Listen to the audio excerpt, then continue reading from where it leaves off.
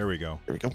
I started recording instead of streaming, which I wouldn't like. The people in YouTube chat would be very confused. Like They would be. live now, he doesn't seem live now. Then we're sitting here talking and talking and talking. Good morning, everybody.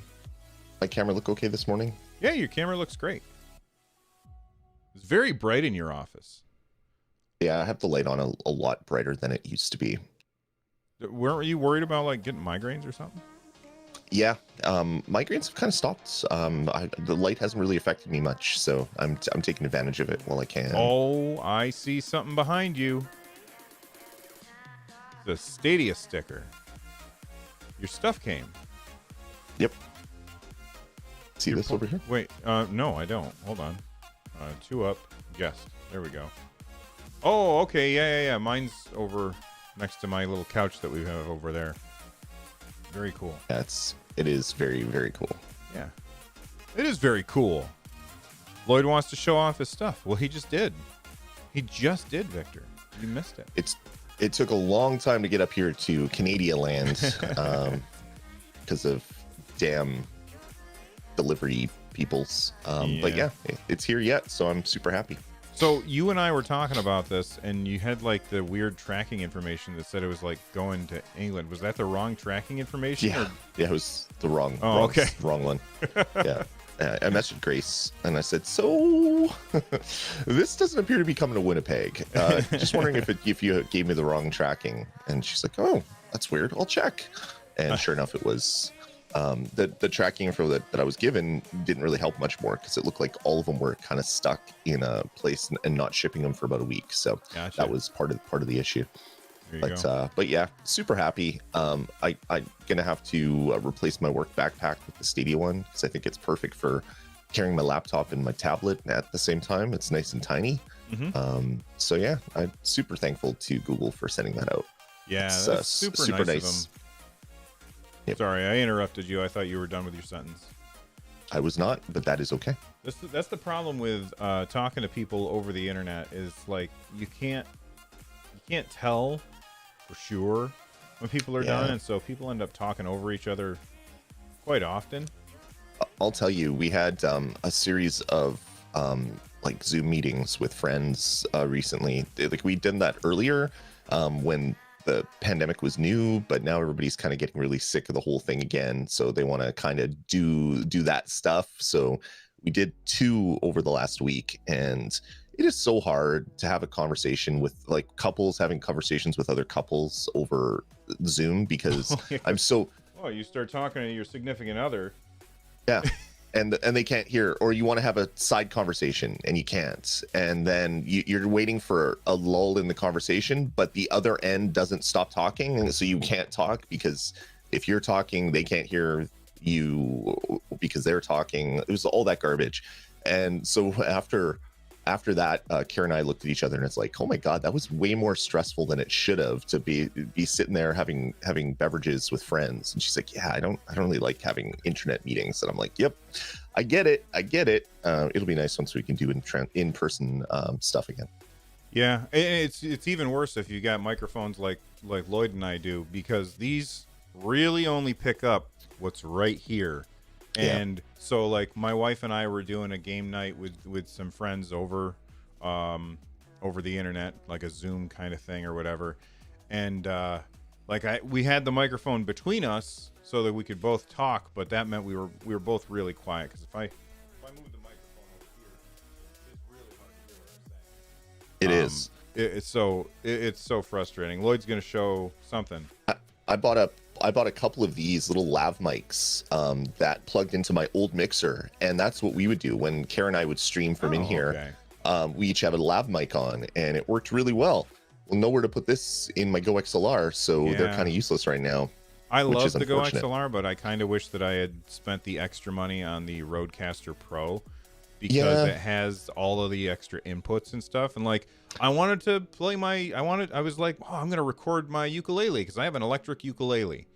And I was going to plug it in, and I couldn't plug it into my Go XLR, and that made me sad.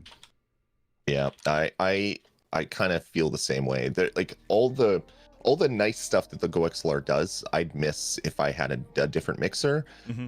But there's a big part of me that wishes I could have multiple microphones plug in just for the odd time that I would use it. Yeah. All right. So well, what I want to do is get an audio interface that has a digital out, and then I can plug that digital out into the Go XLR, and then still use the Go XLR for all the fun stuff. Just have the inputs come in a different place. You mean optical out? Yep. Oh, okay. Digital optical, same sort of thing. I always called it optical. I didn't know it was digital optical. Yeah. Oh, it's lights are on or off, so it's ones or zeros, so it's a complete digital signal. Gotcha. Yeah, do that way. Or there's a line in as well that is also pretty. It has a lot of headroom as well, so maybe do the line in. I think that's my other option. Get a small little audio interface that has two what is it? TRS. Two TRS inputs instead of an XLR input, and put the stuff in that way. Yeah. All right. Well, I think it's time for us to start recording a podcast about video games. You want to do that? Yeah, I think that's a great idea. I mean, we haven't done that before, so let's try it, see how it works. All right, here we go. Oh, no, we don't. Hold on. Why did that not work? Hold on. Technical difficulties, ladies and gentlemen. We're going to try this again.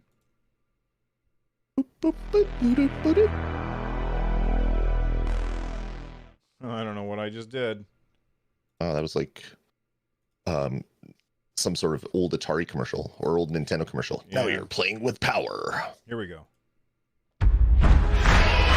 Welcome back to Stadiacast, everybody. I'm Bill. That's Lloyd. This is our 100th episode. How's it going, Lloyd?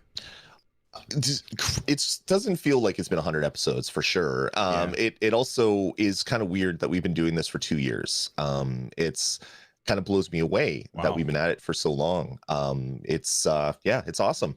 How's it going, Bill? That didn't even occur to me that it's been 2 years. Like that blew my mind that we've been talking about this stuff for 2 years. Yeah. This is episode 100. So thank you everybody for being here for episode 100. Honestly, we don't have any special thing for episode 100 planned because I'm bad at that kind of stuff. Not because I don't think it's worth celebrating, because it's awesome. But I'm just bad at that kind of stuff. So let's just get into the regular episode as we normally would. But Lloyd has a finger. He's holding up a finger with a Band-Aid. Go ahead. With a Band-Aid. I have a Band-Aided finger to jump in with an interjection. Our first episode was March 21st of 2019. So it hasn't quite been 2 years, but it's been almost 2 years worth of episodes. Oh, okay. Well, there you go. I didn't even know that. Okay, well, before we get started on the actual show, if you're listening to this on your podcast player and you want to watch the video version of the show, head on over to nerdnest.tv. We record the show live every single Sunday morning at 10 a.m. U.S. Eastern, which is very early for poor Lloyd because he is not on the Eastern time zone. If you are here with us live and you want to support the show, there's a bunch of ways that you can do that. You can click the join button right down below, and if you click that, it's going to tell you why you should. There are also super chats. At the end of the show, we respond to each and every super chat that comes through. So if you want to make absolutely sure that we see your messages, make sure that you send them in through there. And if you're not watching live, if you're here after the fact and you want to help support the show, then you can click on that applaud button. And YouTube now tells us who does that. So thank you very much to everybody who does that. Lastly, we do now have merch and a bunch of cool stuff like this Nerd Nest sticker that I have yet to actually stick to something. But if you are interested in like Nerd Nest stickers or shirts or coffee mugs or stuff like that, right here on our YouTube channel, nerdnest.tv, there's a store, and you can click on that and it'll take you to all of our various stuff. And right now we've got our 10K like thank you version out there. That's going to be available until the end of March, and then it's going to go away forever. All right, Lloyd, we start each episode the same way. What have you been playing, man? A little bit of kind of old school gaming. Stadia released Shantae. Half Genie Hero and Shantae's Risky's Revenge on Stadia. I'm a big fan of the Shantae games, from playing the original one on my buddy's Game Boy Color, which was weird. I really wish I would have bought a copy of that, because that game is impossible to find for not a lot of money. And then Risky's Revenge was on the Nintendo DSi. Shantae Half Genie Hero Ultimate Edition came out as a Kickstarter for PlayStation 3, PlayStation 4, PlayStation TV, Wii U, like just a bunch of weird platforms. I ended up backing that one on Kickstarter, and it's kind of fun to have it come full circle and be playing it on Stadia after that. So I put up first looks of both of those games. They're really good. Risky's Revenge being way more original to the or way more of a classic game, because the original came out on lesser hardware. And it is just the sprites are bigger, but then there's these nice like full screen image cutscene type stuff, where Shantae Half Genie Hero is a full 3D world. It's still a 2D platformer, but it's a full 3D world with rotation and stuff. And you have a really cool cell shaded, like Shantae and all the other characters are cell shaded. So they do like the crazy idle animation, but it looks like it's hand drawn. Really, really fun. I've been really enjoying playing through these again. And the best thing about Stadia is you can jump into the game, play it, stop, and then pick up later on your phone, or pick up later on your TV, or pick up later on your iPad. It just makes making my way through these games just so much nicer. Yeah, I played a little bit of the one that's not pixelated. That's the Half Genie Hero one, right? That's right. Half Genie Hero is the 3D cell shaded sprites, or hand drawn. Look like hand drawn, but it's not hand drawn. Okay, I thought it was hand drawn. I had no idea that it wasn't hand drawn, but I played a little bit of that. The very beginning made me feel very stupid. So like I got in there and like you're talking to your uncle or whatever, and he's like, go to the item shop. So I go to the item shop, and there's a guy there. And he's like, item shop's not open. I'm like, okay. So I would leave and come back, talk to the guy again. Item shop's not open. I was like, what the hell am I supposed to do? So I had to go to 2 other buildings first. Yeah. You check out the whole of the city to find out what every place in the city does. Right. But it told me to go to the item shop, so I just skipped those. But the other 2 buildings that I needed to go to are between my uncle's workshop and the item shop. So I understand the mechanic there, but it just made me feel really, really dumb. But I really like the locomotion of the characters as they're moving around. I think is very good. I agree. They did a fantastic job with the animation in this game. Like both the animation of you making it look like it's cell shaded, hand drawn art, even though it's a 3D object. But everything that's going around outside of it, when you're in the main town, if you've played a Shantae game before, you know what the main town is, because it's pretty much the same in every one. There's different layers, and you're going left to right. But this time, when you're moving, the whole stage is kind of a circle, and it kind of rotates around as you're doing it. Which I thought it would loop around to the other side, but it doesn't. Yeah, that doesn't do that, which is really weird. I don't understand why it doesn't do that. But the best thing is when it's rotating around, you can see how all of the other character models, they're all 3D objects that are rotating around as well. So it looks like really well done hand drawn art with like everything else rotating around.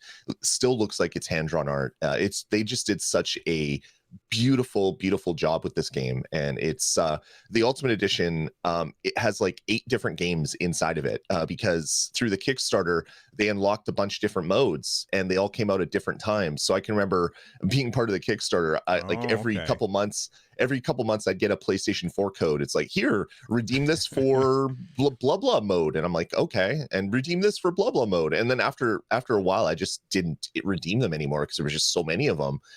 Having it all in one package like this has been great. So anyway, that's all I have to say about Shantae. Love the game. It's a hell of a lot of fun on Stadia, and it's definitely worth a check if you're looking for a nice, fun 3D platformer with a little bit of potty humor to make you giggle if you have the mentality of a 12-year-old like I do. Everybody has a mentality of a 12-year-old at the right time. Hmm. I have been playing. I kind of jumped back in on Baldur's Gate. They recently updated the game. They added in the druid class, so I made myself a drow druid, which I don't know if that's like against the rules of D&D or something, but kind of seems like kind of a weird thing, but I decided to go with it anyway.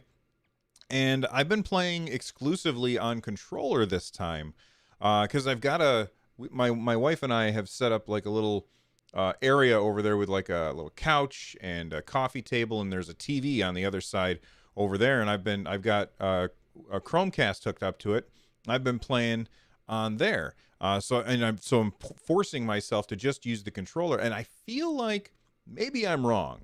I could be wrong about this, but I feel like they may have updated or maybe put some stuff on the screen, like updated the UI to help people who are using a controller. I can't remember exactly how it was before, but it's definitely better now.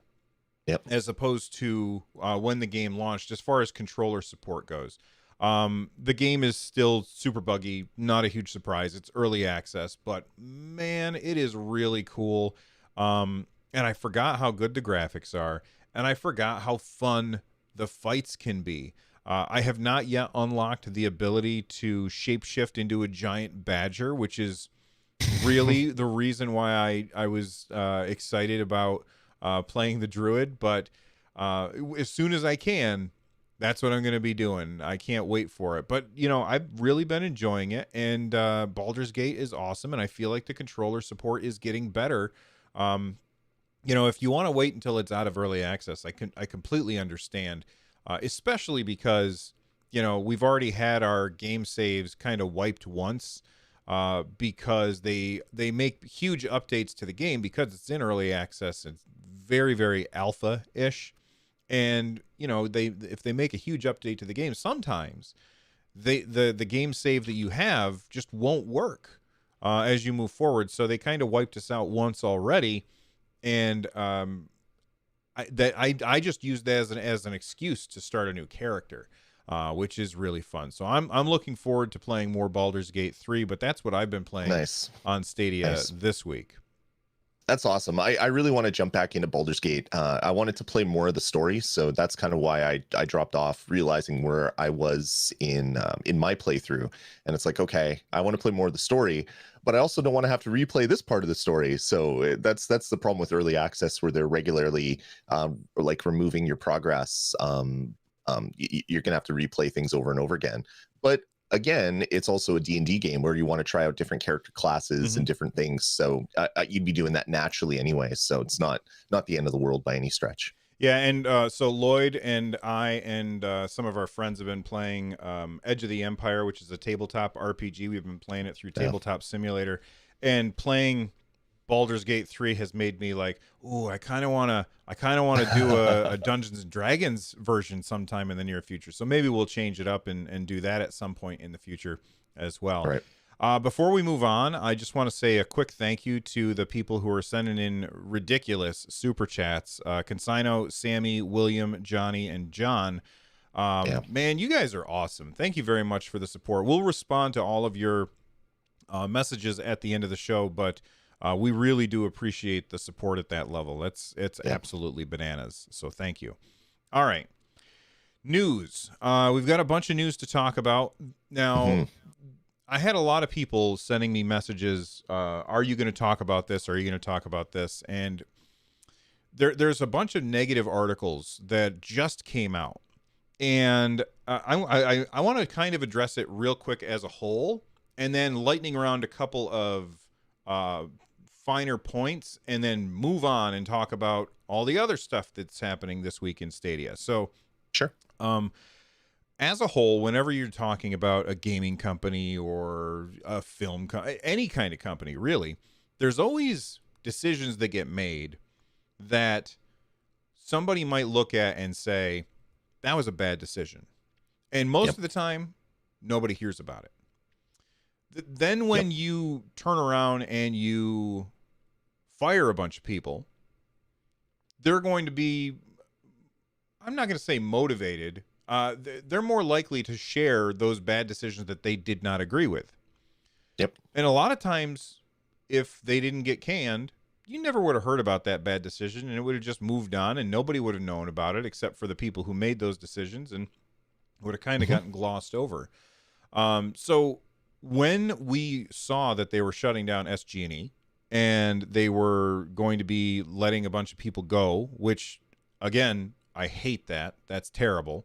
I knew that we would shortly thereafter have a bunch of anonymous sources, and I'm not saying that it's bad that it's an anonymous source, because these people, they're going to try and get jobs in the industry, and they got to protect their livelihoods. But I knew that we would see a bunch of anonymous sources that say all of these bad decisions that have happened. So that I'm not surprised by this at all. Anything to add there, Lloyd? No, that's like, we kind of chatted in the pre-show, and I've chatted about this with a few people. Like, what happens is you have all these bad things that happen in a company, but no one talks about the bad things because they want to work at the company. They want their job. It's not like bad where people are getting abused bad, but it's bad where, oh, this has been really cool, it didn't happen, that sucks. But you get all these stories over the lifetime of a business, and then the business goes down, and people chat, not maliciously. It's like, okay, well, I'm not bound by an NDA anymore, so I'm going to chat. It was worse when bars and things were open, because you'd have a bunch of people leave a company after getting laid off, go to the bar, and everybody in the bar would find out all the stories, and then you get like a Kotaku article or something after, because people heard and then contacted the people that had said the thing, and then there's some confirmation of some of that stuff.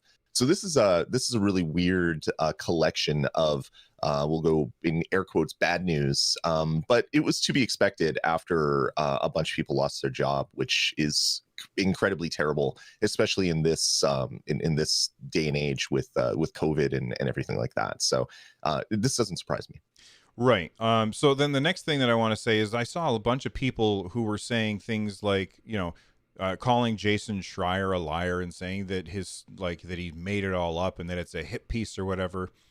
I don't believe that for a second. I think that I'm sure he is somebody who very consistently sources all of his stories. When you say journalist, I think Jason Schreier is a gaming journalist. Sometimes people throw that label on me, and I'm like, no, I'm a doofus in his attic. I am not a journalist. Jason Schreier is a journalist, so people shouldn't be giving him a hard time, because he's just telling us what people who worked at Stadia, and some still do work at Stadia, are telling him. That's kind of his job.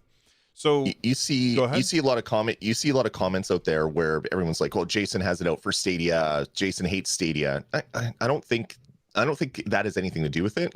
Maybe what happened was he realizes that there's problems at Stadia, finds out that all of SG&E gets laid off, and then says, hey, I have a bunch of contacts, time to go hit them up and find this stuff out, because this is a juicy story. There's more to be said here than has been said publicly. So I don't think he has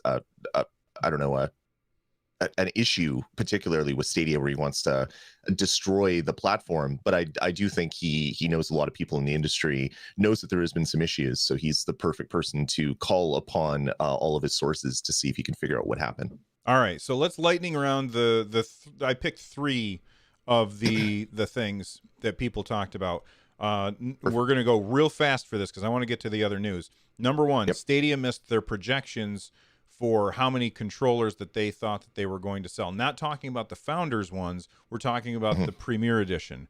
What is your take on that, quickly? So the article was basically around Stadia failed to move about 100,000 controllers, whatever the number is. It's some large number that they had anticipated selling in the first year. That was a huge issue. Well, I'm gonna silver lining that one.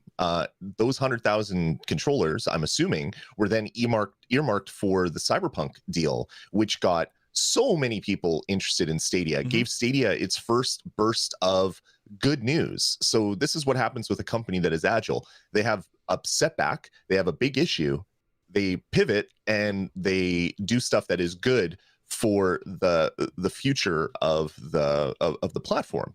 Yeah. I'm not sure exactly that happened, but to me that makes perfect sense. Okay, we didn't do what we wanted to do. We have all these controllers. What do we do now? How about we give one away for Cyberpunk, which we just secured a day and date release through whatever means they did, whether they sent engineers, sent money, did whatever. This is what happened. Why don't we get more people interested that way? Perfect way to pivot, turn bad to good, and I think it worked out really good for Stadia in that regards. Yeah, and if you look at PlayStation and Nintendo and Xbox, they've all had similar times where they have missed projections, sometimes by a lot. So I that doesn't surprise me. I also don't think it spells doom and gloom, but it does kind of suck. You know, I would hope that they would sell more. Lightning rounding the second part, Kojima. Kojima, the guy behind the Metal Gear series, he's the guy behind Death Stranding, or his studio is the studio behind Death Stranding. Yep. I'm not a Kojima guy. I don't care about his games. I don't think I played Metal Gear Solid 1 on my friend's PlayStation once. I didn't think it was a bad game, but I didn't own it, so I didn't care because I couldn't keep playing it.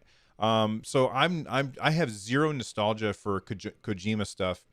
When Death Stranding came out and I saw the ads for it, I was like, I don't know what the hell is happening here, but this is some weird stuff, right? Sure. So Yep. I'm gonna pass on this one. Apparently, he wanted to put a horror game, a cloud-powered horror game on Stadia, and reportedly, Phil Harrison said, yeah, no thanks. Which is kind of, in my opinion, an incredibly foolish mistake to make. When somebody wants to put a game on your platform, unless it's wildly offensive, like a simulator where you go in and shoot up places or something, you know what I mean? Unless it's like that kind of thing, you say yes. Like you welcome, especially when it's somebody. I don't care about Kojima, but when it's Kojima, you say yes. What are your thoughts on this, Lloyd? I don't know. I mean, we have one small section of the talk. We found out the quotes where he was interested. Google ultimately wasn't interested. We don't know any more of the details. You're right. I know Kojima has a long history of being difficult, so maybe there was a couple difficult meetings. Maybe Kojima found out about the money hats that Google was flying to Ubisoft to get and 2K to get the big ports ready for launch, and he wanted an equally as large money hat, but didn't have the goods to show off because he had just recently restarted Kojima Productions after getting let go from Konami, had to wait a year, all that fun stuff. There was a bunch of stuff that went around there. So I would assume that these talks took place probably right around the time of Death Stranding, getting ready for the Death Stranding launch, and then into like the early part of Stadia's life. So again, we don't know the details. I'm disappointed. I would love to see a Kojima game. I've loved all the Metal Gears that he's been involved with. I haven't played Death Stranding, which is weird because I was super hyped for that game, but sometimes you can't buy and play every single game. So it would have been great to have a Kojima game on Stadia because he has the cachet with his name where people see Kojima and they're like, oh my god, I got to play it. But there was probably a lot more that happened behind the scenes. I really, Phil Harrison being in the industry forever, a lot of people are calling for his head, which isn't the right way to go about this personally, but I mean, everybody can do what they want. For him to just say no to Kojima sounds weird. It doesn't sound like something that would happen, but again, we don't know the details. Right, and like, this is not coming from Kojima. This is not coming from Stadia. This is coming from third-party people that are talking to journalists. So maybe they have an axe to grind. We don't know. I will say this, that when there's a lot of people who saw this because this just came out because people got fired and then people start talking.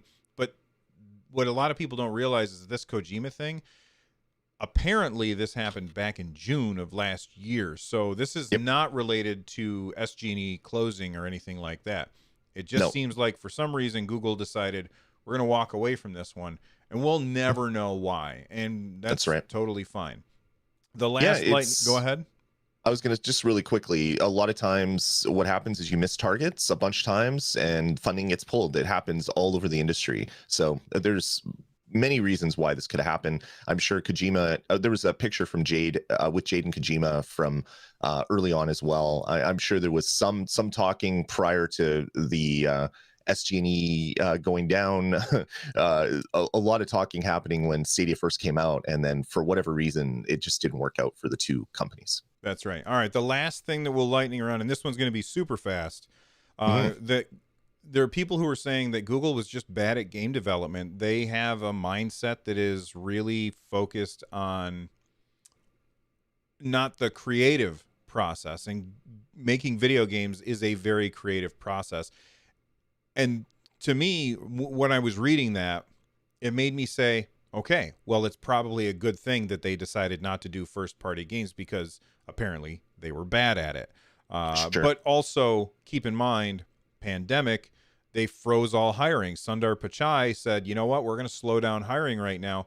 And a lot of the studios that they had through SG&E, they were like at not full staff. So why didn't they hire more people?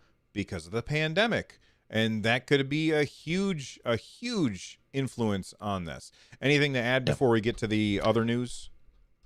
Just Google is bad at game development. That's sure. Game development is hard. I've said this a number of times over the last little while after SG&E close.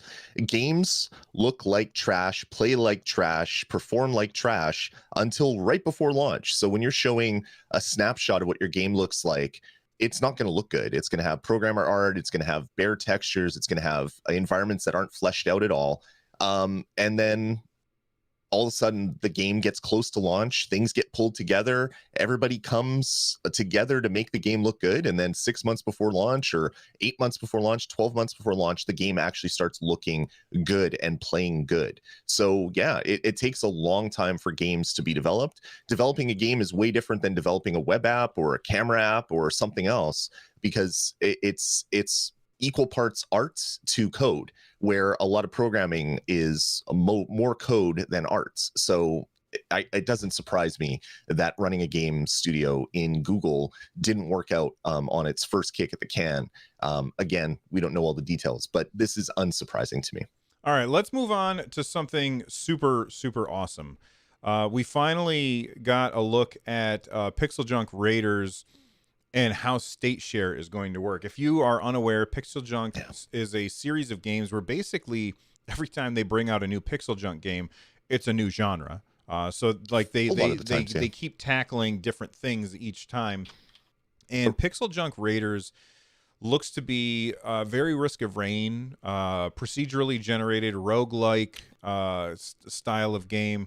But then they mentioned state share. And when they mentioned state share, they said, we'll find out more later this week. Well, we finally know more. I'm going to read this to you guys really quickly, if I can bring this up on screen, and that's muted. Good. So it says here, in the game, players take advantage of what we call imprints in each stage.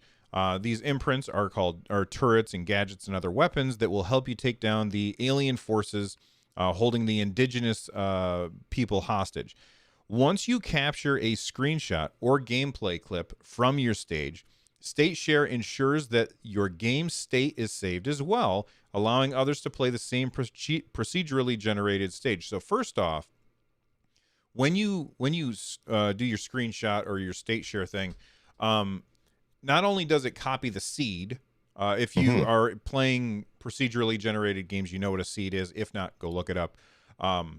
It saves the seed, but it also saves the stuff that you have put down in the world as like these ghosts for the next person to find. So I'm playing through, I hit the state share, I've got a turret, I've got a grenade launcher, I have a giant sword or whatever, and I've placed these throughout the world as I'm fighting the monsters.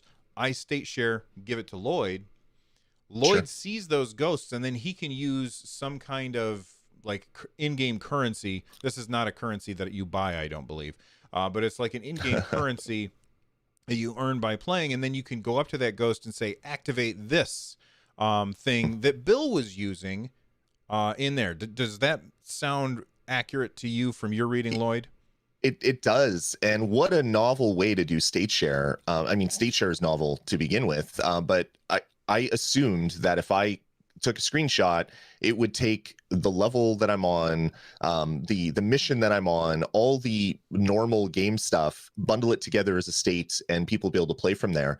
But this is different. This allows for iterative gameplay on a level. So I could be the best gamer in the world. I'm not, but let's say I'm the best gamer in the world. So I take on the level first. I put up all the base areas that I want, the turrets, whatever, because I'm very good at video games. I'm not, but I'm very good at video games. I'm the best gamer ever. So I beat the game. I beat that level without any problems. I save my state. I send it to Bill, who's a great gamer, but needs a little bit of help. So he puts down his turrets and things and plays it, saves it, and then sends it to my son. So now I've played it, Bill's played it, and now it goes to my son, who maybe is less skilled. In reality, it would be my son who'd be the first pass, but it doesn't make for a good talk. So you could have multiple people playing the same level, and then each one gets easier and easier and easier, potentially because of all the additional turrets that are built out, and not only just the turrets that are built out, but they're built up in specific locations that make sense for that level, giving the people that have played the first pass, second pass, whatever, the ability to jump in. Again, we don't know if that's entirely how this is going to work, because this is just a little interview, but everything that I've read about it has been really, really intriguing. This is amazing, and this is something that has never been done before. And I love never been done before things on Stadia, because it has such an interesting conversation gets generated after of what could come after this. But when we already have state share with Hitman, way different than this state share, which means that every single developer coming up with their own version of state share is going to continue to bring these new, interesting ideas that no one else has ever thought of. I'm really excited for PixelJunk Raiders. Right, and like when, let's say that you know, Lloyd starts, I go after him, his son goes after me, and then Lloyd can pick it up where his son left off, basically, and kind of complete the circle. And then when you finish, like with the first person to actually beat the level, they see they see all of the ghosts next to them at the end. Yeah, that is incredibly cool. I'm very excited for this game, and it comes out tomorrow, and it's a Stadia Pro game, so that means we don't have to buy it unless you don't have Stadia Pro. Yeah, and you can get Stadia Pro for less than the cost of the game.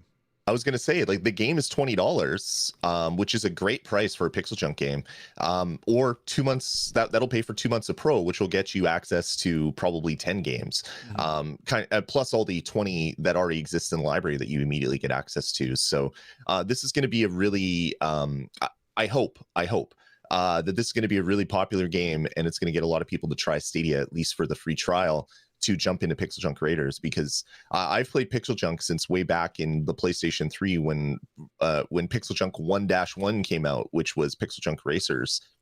And then they did that 1- whatever up until they went to like PlayStation 4, and then that became Series 2 for PixelJunk Monsters 2. And they've kept iterating on this stuff. So this is a long running franchise, which every game, a lot of the games are different. This is going to generate a lot of hype. I want to see what happens come tomorrow when this thing starts firing on all cylinders, and you get all the people talking on Twitter about it. And if you find if you have a cool world and a cool state share that you want to share with us, and maybe we'll make a video about it, you can head on over to nerdnest.tv/stateshare and submit that, and maybe we'll do a video about it like we did with the Hitman stuff. Or if you're watching this, you can just click on the link in the description down below. That'll take 100%. You there as well. And InLead corrected me. There's 28 in the library if you sign up today, not 20 something. It's 28. He wanted exact numbers, or they wanted exact numbers. So there you go. Exact numbers. There you go. Speaking of games that have seeds that are randomly generated, there was a bit of a kerfuffle recently with Terraria, which was leaked as coming to Google Stadia by, I think it was like Peggy. I think it was Peggy. I think it was Peggy. Yeah. Yeah, well, it was leaked that it was coming to Stadia, and then out of nowhere, oh, I can't remember who this guy is, but he's CEO. The CEO. Thank you. The Yep. CEO of the company that makes the game said, you know what? Google has kind of screwed me over when it comes to my account, like my Gmail account. This is completely unrelated to Stadia. Right. But he was ticked off, and he said, I'm not working with you anymore. We're done. I'm not bringing my game to Stadia. Well, we Right. have an update to that. It says here, now let me bring this up on screen. As you may have noticed, we had a ton of issues to kick off the year stemming from our locking down of Redigit's entire Google account in early January. After a month of pushing, and with the immense support of our fans, Google finally reached out and was able to provide a lot of transparency around the situation and restore access to all of our accounts. Due to the hard work the Stadia team has put in, as well as our partners at 505 Games, we have decided that we will allow the upcoming launch of Terraria on Google Stadia to proceed. I had to throw that "of" in there. The Terraria Stadia build is based on the DR Studios 1.405 latest build and is currently at Google for certification review, which means it's going to be coming soon. Right. I don't want to rehash all of the drama from before.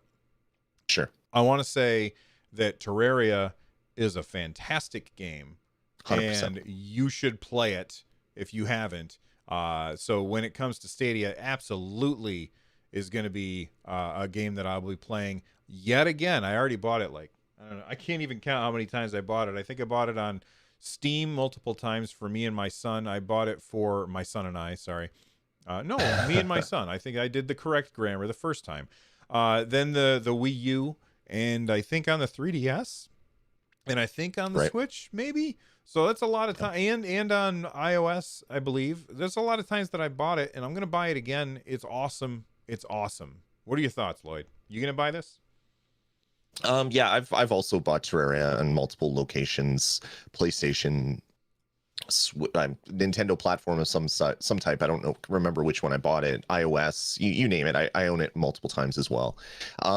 This whole thing could have just been solved another way, but we said after the cancellation that it'll probably release anyway, because these contracts are written up so much in advance that being able one party to be able to pull out because of something like this just seems unlikely.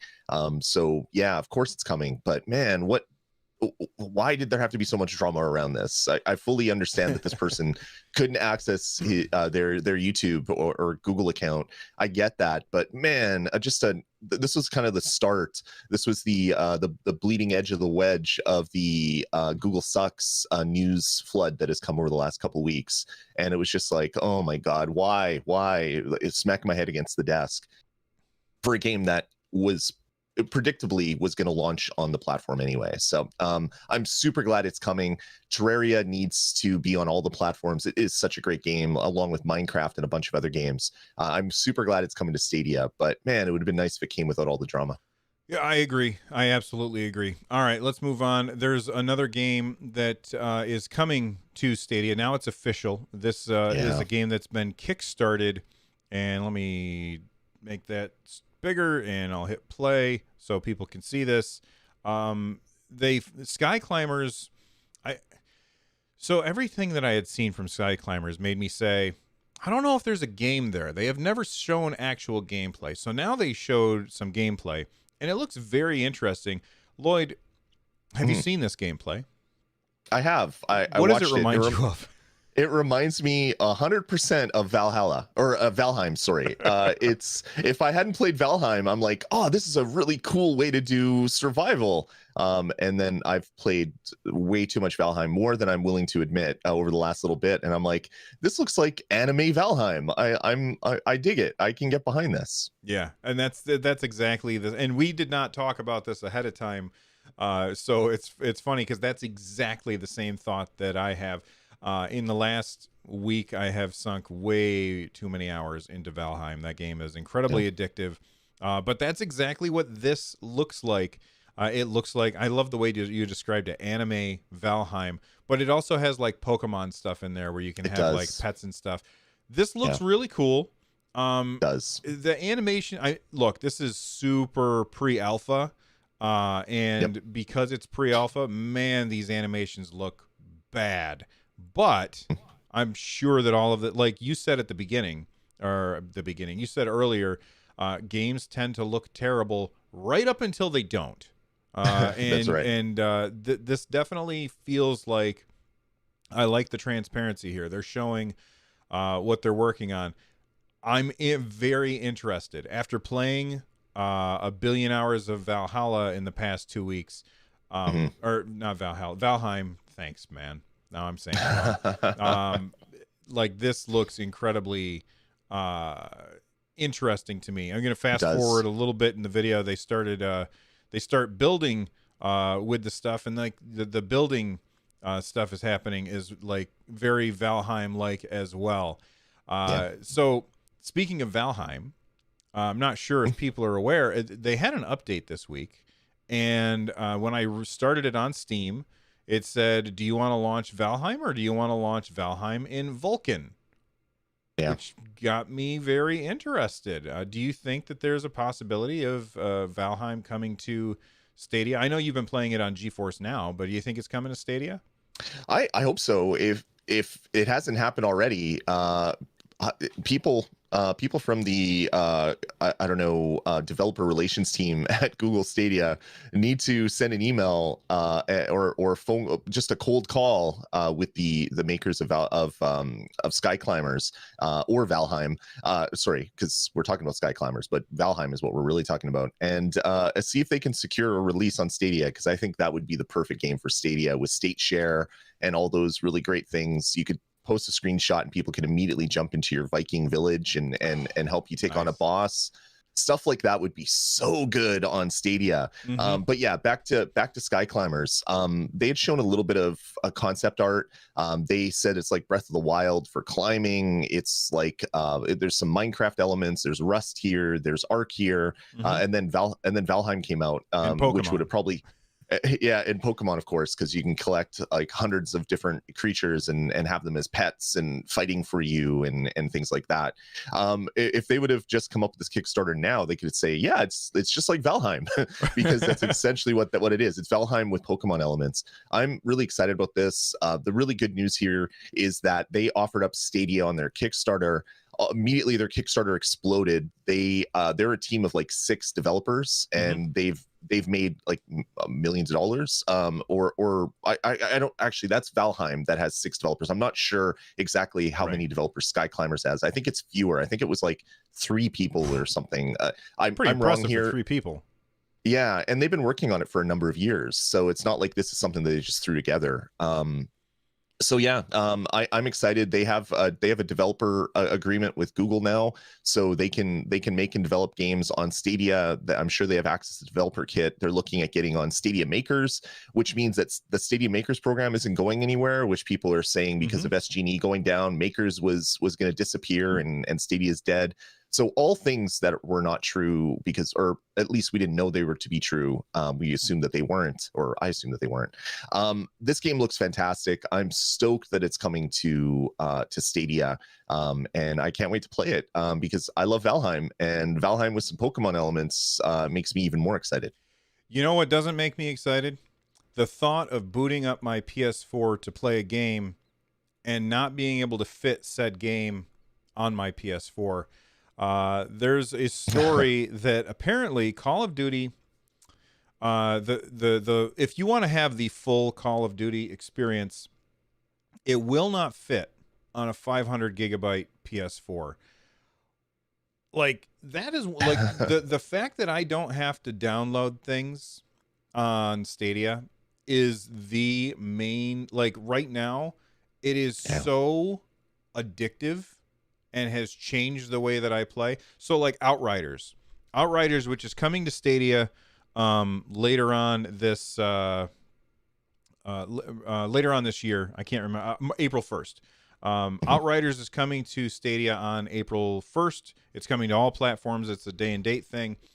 And on some platforms, they have a demo. Now, I could have downloaded the demo on Steam if I wanted to.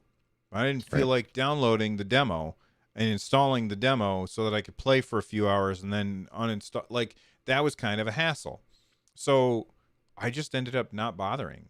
I haven't played Outriders. Is it Outriders? It's Outriders, right? Yes. There's too many things in the game. There's way too many by like 50 these days. It seems like every game being announced has out or rider or cast in it or something. It's confusing for my old brain. Yeah. So that game, I ended up not playing the demo, which, to be fair, I've heard not great things. Not like it's bad, but a lot of people were just like, it was absolutely whelming. The not having to download stuff is so amazing. And I've tried so many games that I otherwise would not have tried. Like when Baldur's Gate 3 updated and they said, hey, everybody, you've got druids now. At this point, I may have uninstalled it on my computer. I may have uninstalled it to free up room for something else. And then I would have said to myself, you know what? I'd have to re-download that, reinstall it, probably make some room by deleting something maybe in order to play it. I'm just going to pass. And I wouldn't have been playing it. The fact that I don't have to download anything is so huge for cloud gaming. Can you think of games that you would not have tried if you had to download them? I can tell you there's probably 50 games. Excuse me.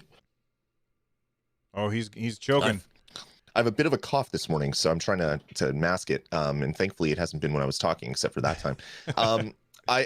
There's probably 50 games on Xbox Live Game Pass that I haven't downloaded because I have to worry about the storage on my little Xbox Series X beside me, uninstall things, install things. I hate that. I hate managing that stuff. I hate wanting to play a game and then having to wait a couple hours because for some reason that game is downloading way slower than my internet should allow it to download. But it's coming down at megabits a second instead of megabytes a second.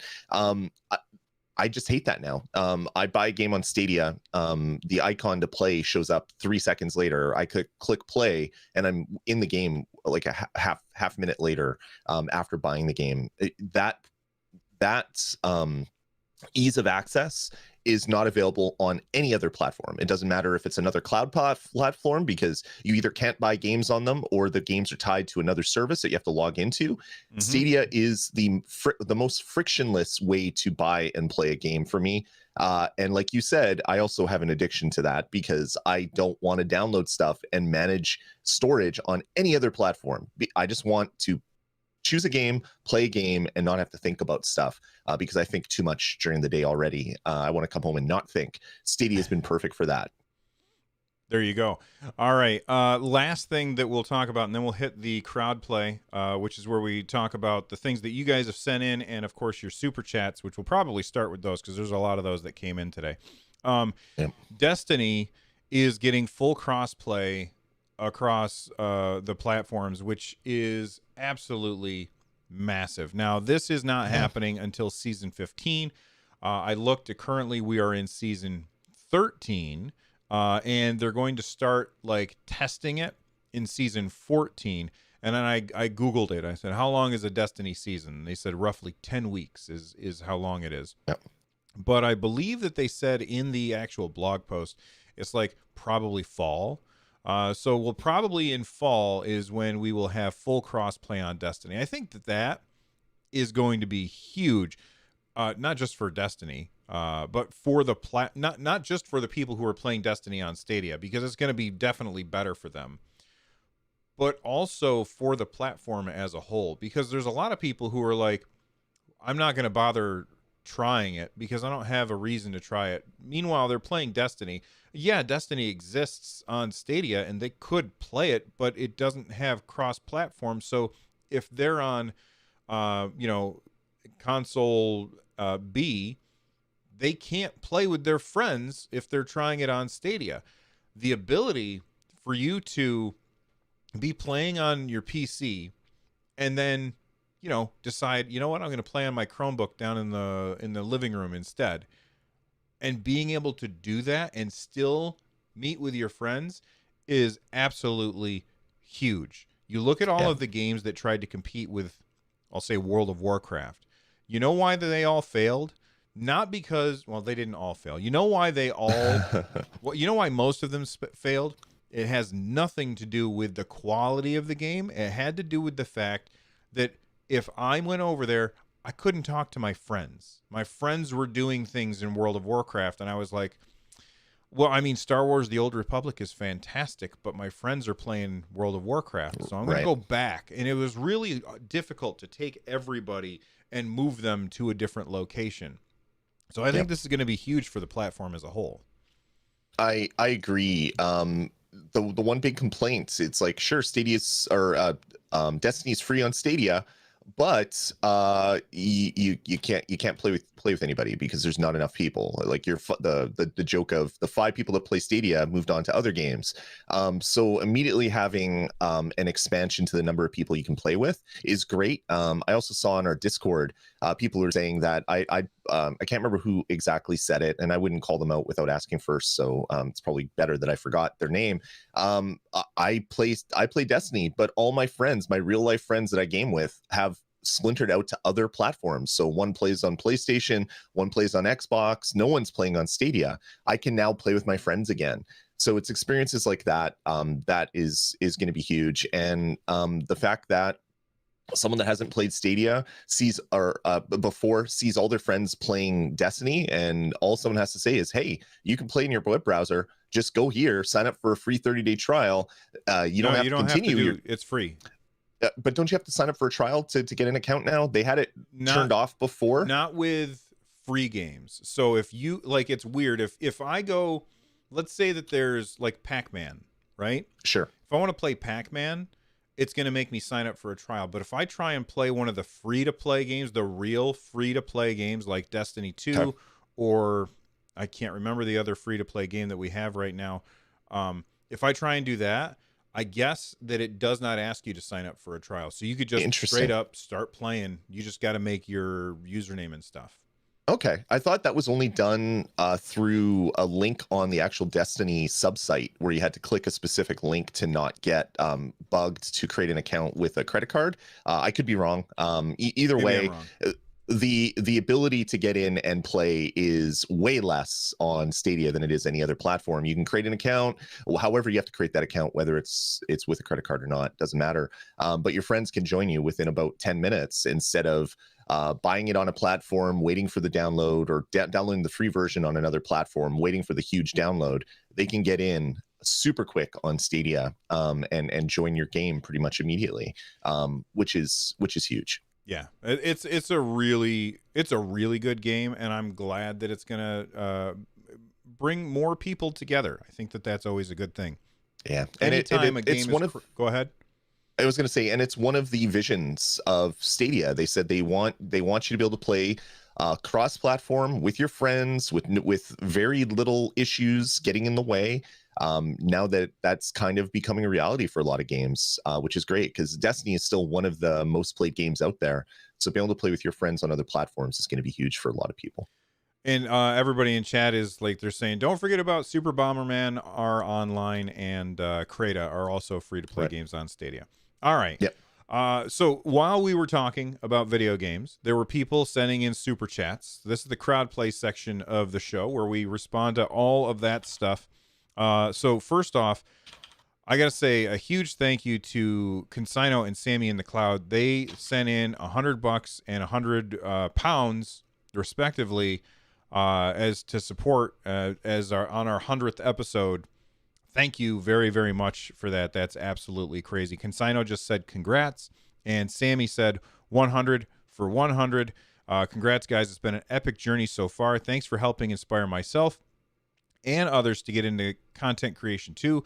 I wouldn't be where I am today without Stadiacast/NerdNest. Well, thank you guys very much for that. We were like, man, it's funny. Everybody was making fun of me in chat because I had the window closed while I was talking, and then I opened it up, and my face, I guess I like reacted when I saw it. I did to the first one. I saw, because the YouTube stream coming back is like 8 seconds delayed. So I did a double take, and then I started typing, and you could see that in the video where I double taked on the first one from Consino. So yeah, you people, you're insane. I appreciate you find folks so damn much. You make doing this every Sunday morning a joy. Absolutely. William Millard sent in a super chat for $10. He said, "Happy 100th, Bill and Lloyd. Thank you for sticking it out through this wild ride." Thank you very much for that. Johnny Simpson sent in 10 without a comment, but thank you. John McLaren said, "Thank you guys for being authentic and hanging in there. I too made a Drow Druid Baldur's Gate for the win." Lloyd, I gotta ask you, what character class, when you do play that game, what character class are you gonna play? I did more of a kind of a roguey kind of character. I tend to like that in my RPGs. I like hitting people from very far, so they don't hurt my face with their heavy weapons that they are swinging at my head. So I like to plink away from the darkness. So I was an elven ranger, I want to say. I can't remember the character classes that are in the game. When I actually play actual D&D, I'm usually something like a paladin or something. But when I play video game versions, it's more of a ranger, someone that's sneaky and can hide in the shadows and do damage that way. Awesome. Those are always fun to play too, and I like that they can often pick locks and stuff. Let's see. Art by Committee sent in, "Congrats on the 100th episode." Thank you very much for that, Art by Committee. Kodiak Moonwolf, who is our mega mod over on our Discord server, thank you very much for sending in his super chat. He said, "Thank you, Bill and Lloyd, for being awesome. Congrats on 100 episodes. And for anyone still asking, the Nerdy Awards will happen eventually. Both Bill and Lloyd are busy people." Yeah, we did the Nerdy Awards, and the like, you guys voted and everything, and we know who the winners are, but Lloyd and I just never seem to have time to sit down and record together. There's always other things getting in the way, so we haven't been able to make the video announcing the winners of the Nerdy Awards, which actually just started because Kodiak was like, "I'm curious what people are doing," and so he made a poll, and I was like, "Make it official, man. That sounds fun." And then Lloyd and I have been dropping the ball on that, so sorry about that. Consino also, like, Consino again. He said, "One last thing.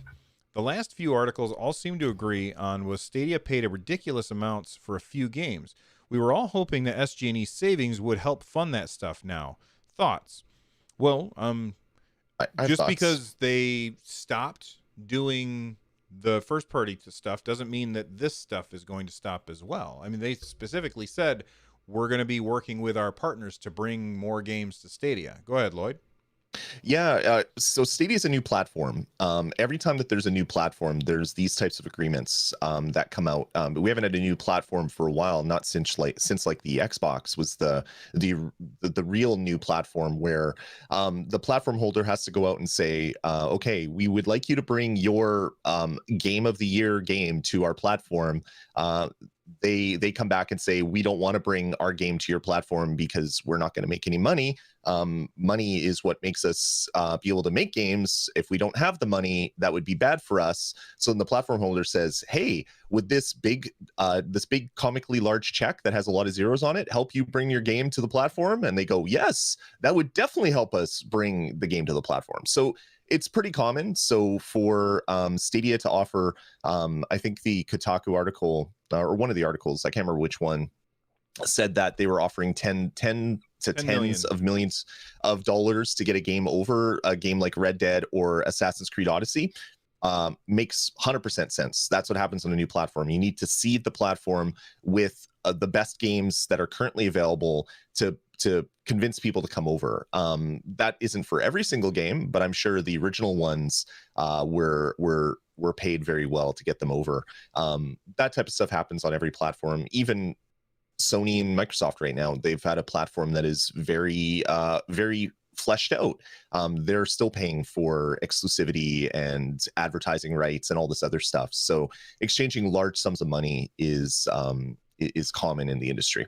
Yeah, and like it was just announced the other day that Monster Hunter Rise is exclusive on the Nintendo Switch for 2 years, and then it's coming to PC. And well, it's coming to PC in 2022. So I guess 1 year. I forgot what year it is because it still feels like March 305,000 and whatever. Anyway, so yeah, in 2022, Monster Hunter Rise will come on PC. So my guess is that Nintendo went to Capcom and they said, "Here's a bag of money. Please keep your game off other platforms temporarily so that we can, this is like Lloyd said, it's extremely common. But thank you very much for the support and the question, Consigno. Anthony Talcott just sent in a super chat. Holy cow, Ruben. All right, we'll get to that in a second. Anthony Talcott sent in a super chat.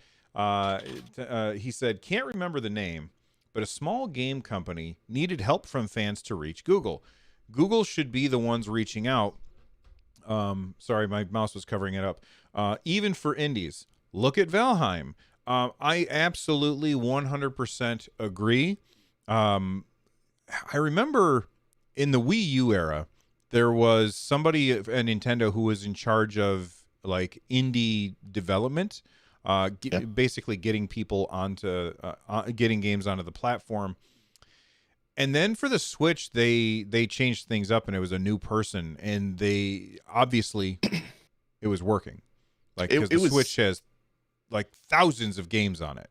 So yeah, it was actually different. Back pre-Switch, to get a game on the Nintendo Switch, you had to go through multiple layers of approval. You had to be approved to get a dev kit, meaning you had to show a game that Nintendo was excited about, and then you had to show multiple snapshots, and then you would get the ability to publish the game, but I don't believe you actually had the ability to set your pricing. So if you wanted to have a sale, you had to actually like talk to Nintendo to get the sale going. Mm-hmm. Their e-commerce platform, like on the Wii U and prior, was terrible. But on the Switch, they changed that. They made it so developers can control stuff themselves, and that if you sign up for a dev kit, you don't have to have every single thing approved now. So they've really changed the way that outreach was done, because in prior you had people that would go out and find these indie games, fight for them, bring it to their corporate overlords and say, we really need this one, and hopefully they would get the nod, and then that game could come out. Thankfully Nintendo's changed for the better and made it more like every other platform out there. And so the reason I brought up Nintendo is because it shows what happens when you do it right, because the Switch has so many games on it right now. Of course, that brings with it a problem of, needle in a haystack of trying to find the good ones, because there's a lot of crap on the eShop. But it's definitely something like there should be a whole team of people at Google who their only job is to go out and find indie devs, third-party people, and make deals with them to get their games on the platform. And I every time that we do like a first look for a game that is not AAA, that people always in the YouTube comments every single time is that they say things like kiddie games like this aren't going to make Stadia better or whatever. And to those people, I would say, just shut up. Like, like not every game has to be AAA.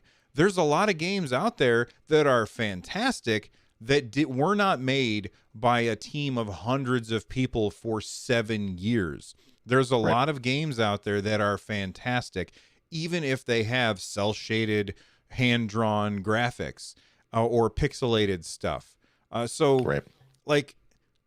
Like that kind of thing, like there needs to be a whole team of people at Google that's their job, is to go find those indie games, because indie games are awesome. And if you only play the AAA games, you're missing out. That's where GDC in the past, like previous years, not last year, probably not this year, where that was such a huge thing for indie devs. They would come with a game that they've been working on for years, and they would have it on a USB key, and they would just want to plug it in to the right executives or community relations person to see the game and have their eyes light up. And it's like, oh my God, okay, the past couple years have finally worth it. I have a publishing agreement. Sad that that's not going to probably happen this year. So yeah, I hope that with the shuttering of SG&E, Google can divert some of that money to having a better community outreach for developers, so that they can find these little gems and get them on Stadia in early access. So people are in chat are responding to what I said. They're saying AAA games help grow the platform. Yes, they do. I'm not saying that I don't want AAA games. I'm saying that I also want these other types of games. You can have both things. You can have vanilla and chocolate ice cream on the same cone, and it can be really, really great. I don't understand these people that have like everything is zero sum. Everything is, I only want the games on a platform if it's a game that I'm going to play. And if it's not a game that I'm interested in, then I don't want it to exist. Like that mentality is wildly, it's just bananas to me. I can't understand it. Yeah, it's like you could build the best brick wall out of all these AAA bricks, but if you don't have the grout to hold it together, it's not going to be the best wall that has ever been made. And that's kind of what the stores are. You have the tentpole games that get people interested, but then you have all these nice little smaller priced, easy to get into games that drive ownership on the platform. That's right. Alex of K became a member. Thank you very much for that. And Ruben DeGeeling sent in a giant super chat as well. Thank you very much, Ruben, for supporting at that level. He says, 100th episode, and my phone refuses to send pure 100. Ridiculous. I don't know what that means. What does that mean? It couldn't send the amount that he wanted, I guess. I don't know. It's weird. Okay.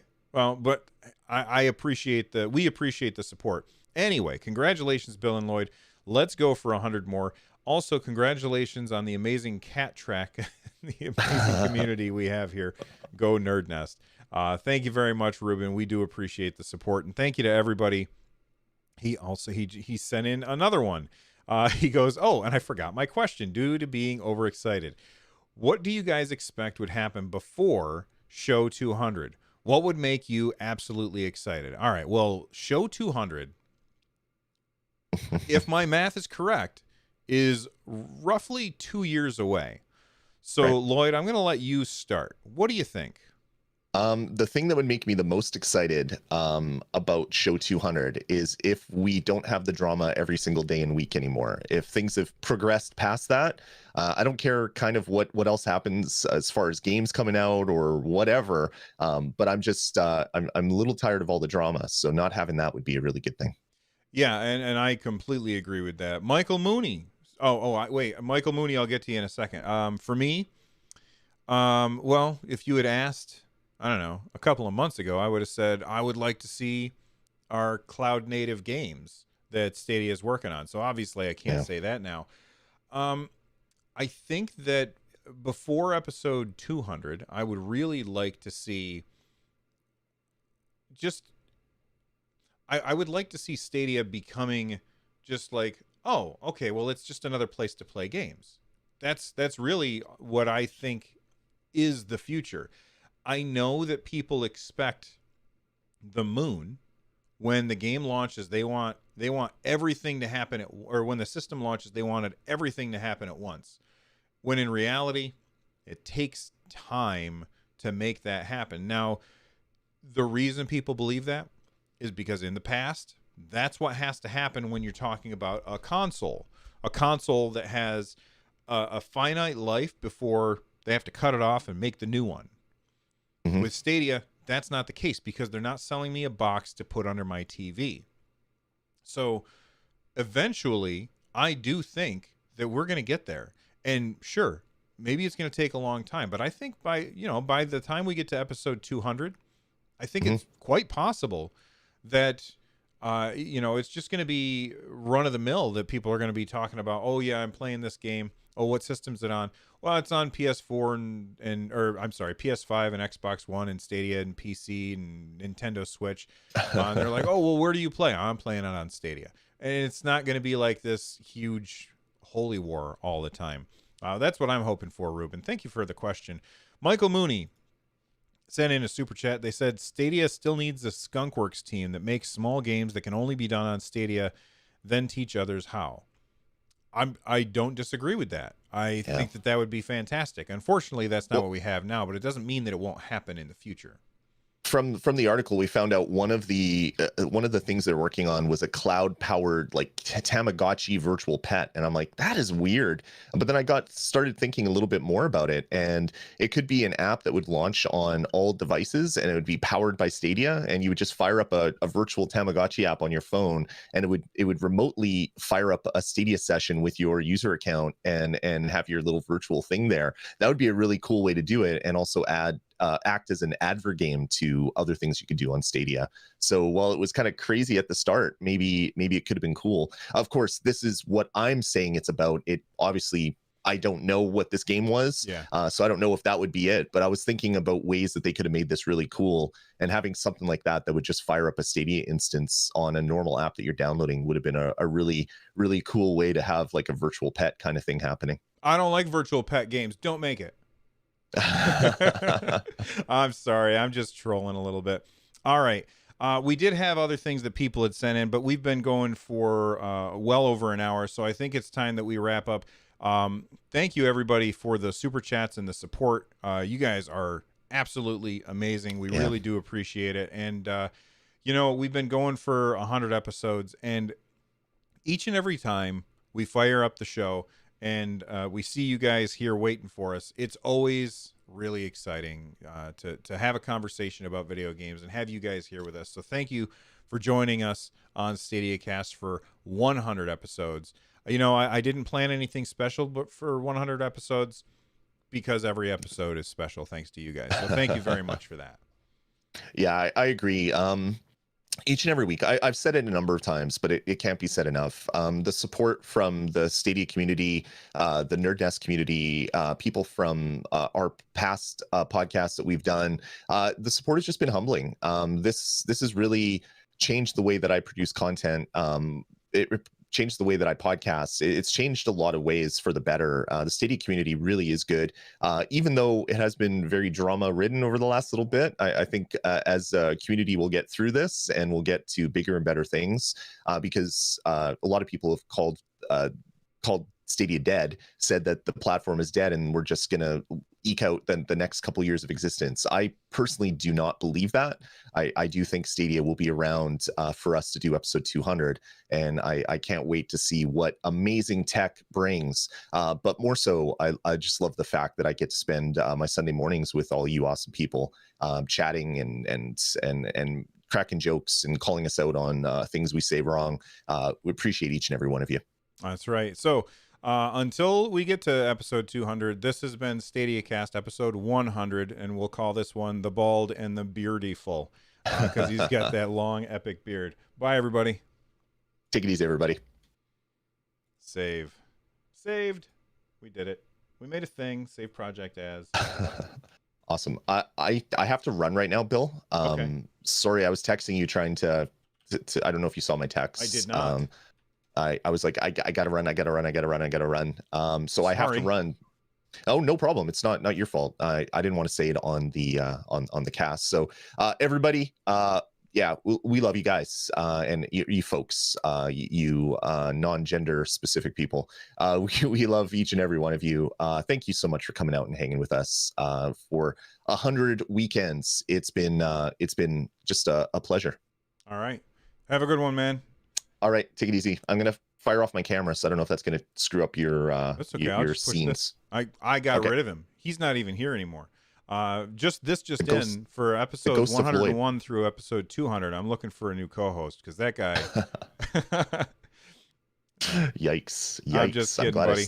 I'm glad I stuck around to find out how you really feel. Oh Bill. no, he's still here. All right, we'll talk to you guys next episode. Take it easy. Bye.